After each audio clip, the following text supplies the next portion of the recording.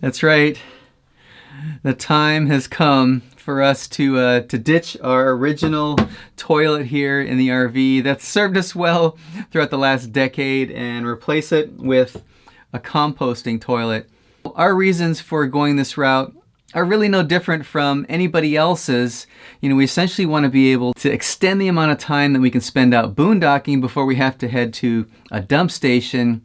And having a composting toilet is going to allow us to save a lot of water and also be able to extend the amount of gray water capacity in the RV by being able to also use the black tank. I'm not going to get into the pros and cons of a composting toilet. That topic has certainly been covered, and I'll certainly link to some of my favorite videos on the topic in the description.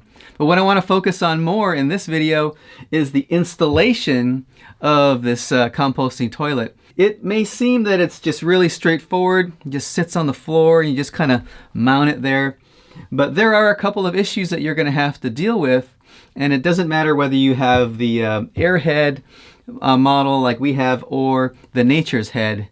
And I want to address those in this install. First, I need to get rid of the original toilet, and we're going to remove it, and then we'll get started.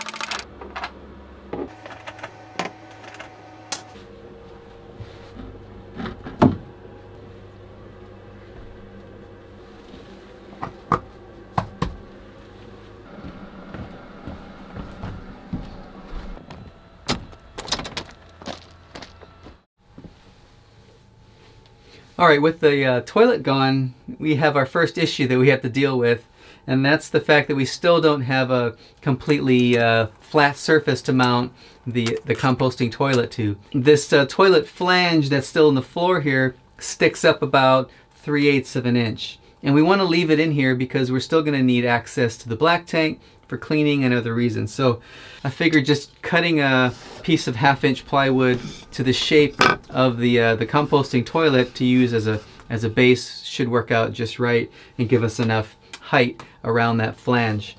Now I'm going to be plugging it with this 3-inch plug as well. Once I tighten this down to plug that hole, this bolt here may stick up a little bit too high, and the wing nut might actually stick up a little bit too high, so I'll deal with that when it comes up. So let's go ahead and cut a nice piece of plywood here for the toilet to sit on.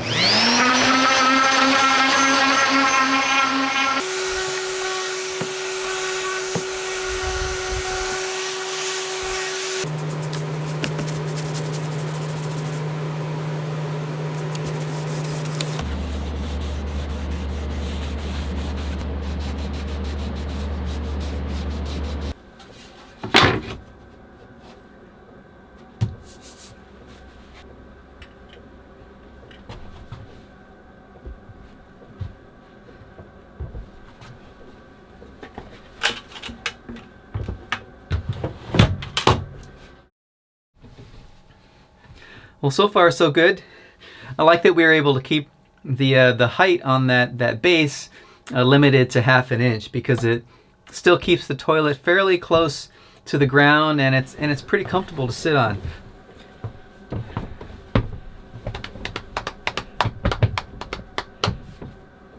So that's good. I was worried that it might be a little bit too high, but worked out perfectly so far. Now I did have to shave down the wing nut and the bolt on that plug a little bit in order to get it to recess below that 1/2 inch piece of wood.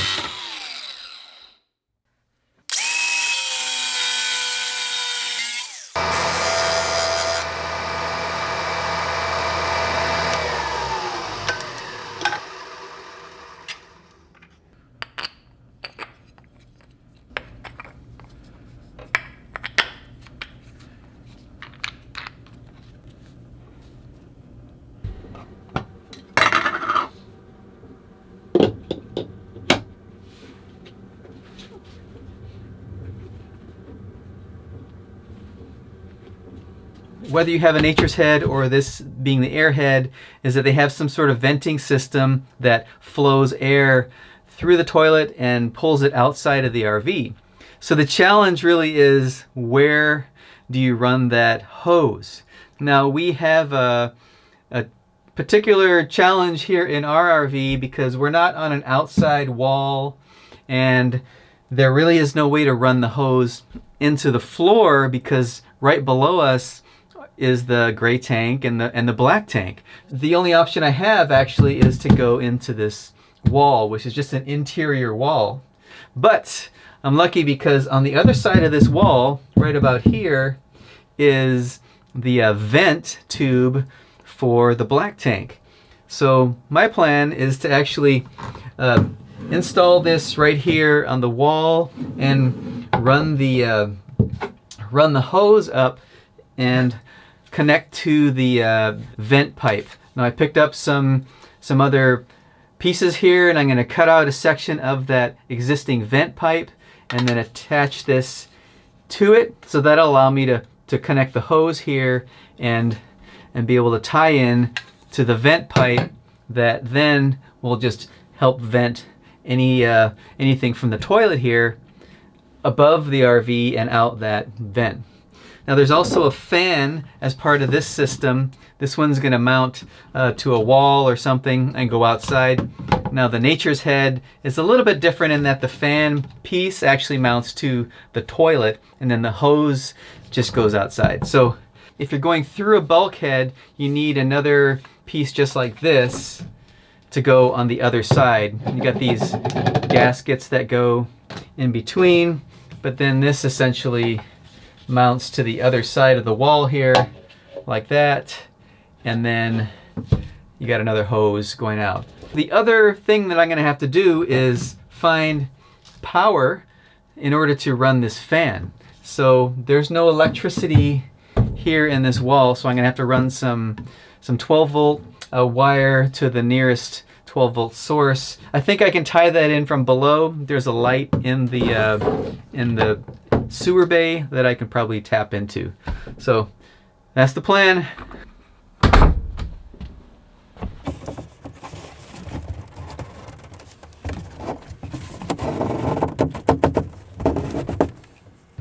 Okay, you can see what we're dealing with here inside the wall. I was able to pull this panel out of the way just enough to be able to get in here and work without removing the entire panel. But you can see the pipe that I was talking about.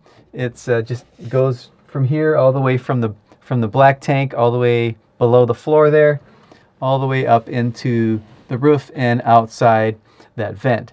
So I'll be able to cut a section off probably right here where there's already a little sleeve, and just cut that out and insert that Y connector to be able to tie in that hose. I also want to mention that the water line that was feeding the toilet was also in this wall space here. I pulled it through from the other side, and since we're not going to need it right now, I went ahead and just cut it and put a cap on it on the PEX line. and pushed it in through the opening in the floor so that it's no longer in this wall. I can still pull it back in if I need to and attach some more stuff if we, for some reason, we needed to reinstall the toilet.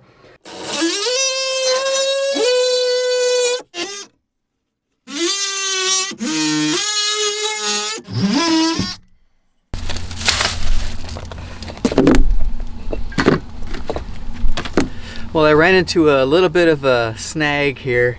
It turns out that the existing vent pipe, it just has a weird diameter on it. It was more like 1.25 inches versus 1.5 inches, and it just didn't fit that well in this fitting that I had got. This is a 1.5 inch connector. So I had to head back to Home Depot and pick up some of these like rubber kind of bushings here that are gonna snug it right up and allow me to connect that pipe to these standard sizes. So I also picked up a little extra length of 1.5 inch pipe that fits these perfectly. So I cut a few small lengths that I'll use just to connect all of this stuff together. So I have everything I need now, and I think I'm good to go. I just need to probably glue all this stuff together, and then I can put it all up inside the wall there.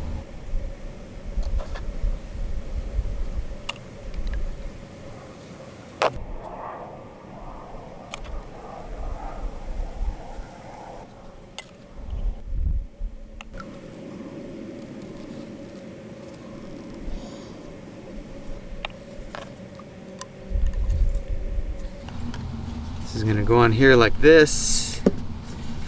And then I got one more. It's gonna go on this end here. So it's gonna look kind of like that.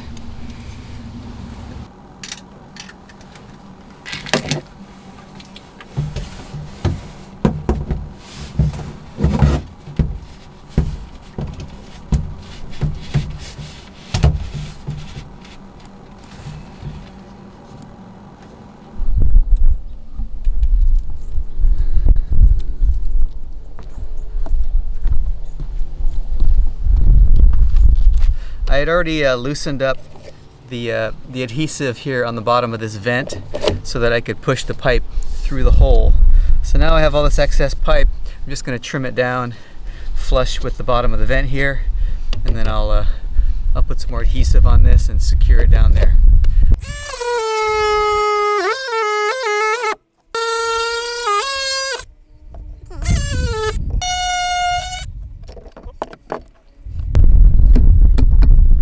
So I want to run the hose up here, probably at about this level here. So let me just figure out what that distance is. Give it plenty of room so I don't have to bend it too much. So let's go like about there to about there and curve it in, and then up it goes. Yeah, let's do that. Do it at a slight angle since we're going up. All right.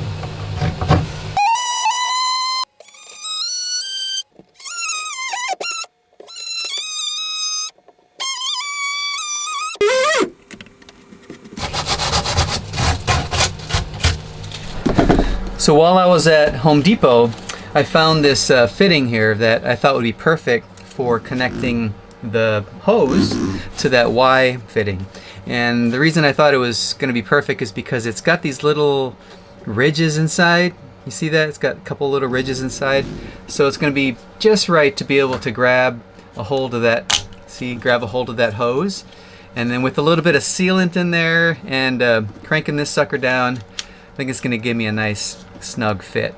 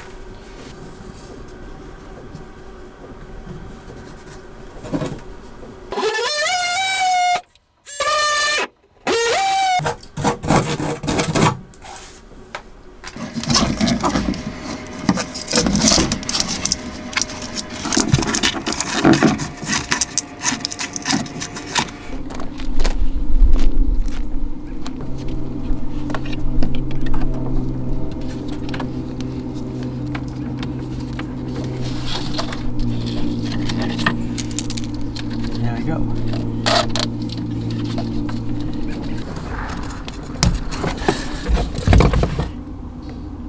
Okay.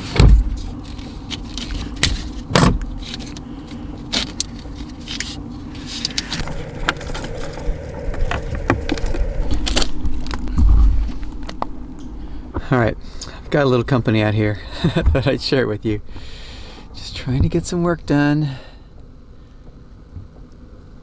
Check this dude out.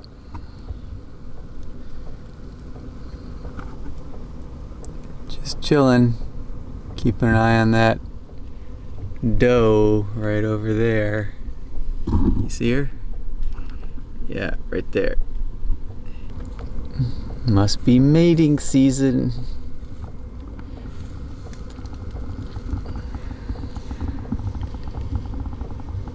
All right, back to work.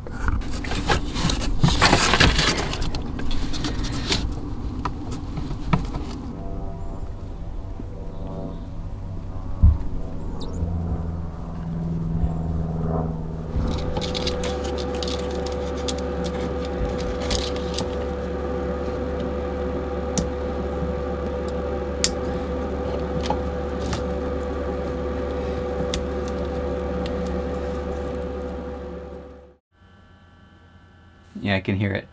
Can you hear the fan noise? It's just a teeny bit of fan noise here. It's because the fan's mounted right here behind the toilet. You know, it's going to be running the entire time we're using the toilet because it has to create that airflow and vent everything out in order to keep that whole composting area dry. It's just the way the whole composting toilet thing works. If you have a situation where you can run that hose into a wall or down through the floor and mount that fan somewhere else, then you won't hear that at all. So that's not an issue. What I did was to also install a switch hidden in this cabinet, so I'll be able to turn the fan off during those months when we're not using the RV and everything's all cleaned out, so I can just turn that off when we're not using it. But overall, I think this whole thing turned out pretty good. You know, actually I wasn't sure how this whole tie-in to the vent pipe was going to work out, but I think the solution was ended up to be a pretty elegant one, and it looks pretty good. I'm happy with the way it turned out. Now for your install, it may be a lot easier if you're able to go in to the floor or out right directly out the bulkhead or the outside of your RV.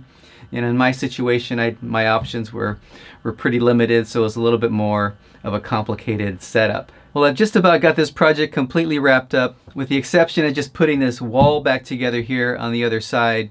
But I'm really curious to hear what you have to say about this project. So, you know, leave your thoughts, comments, suggestions, questions down below.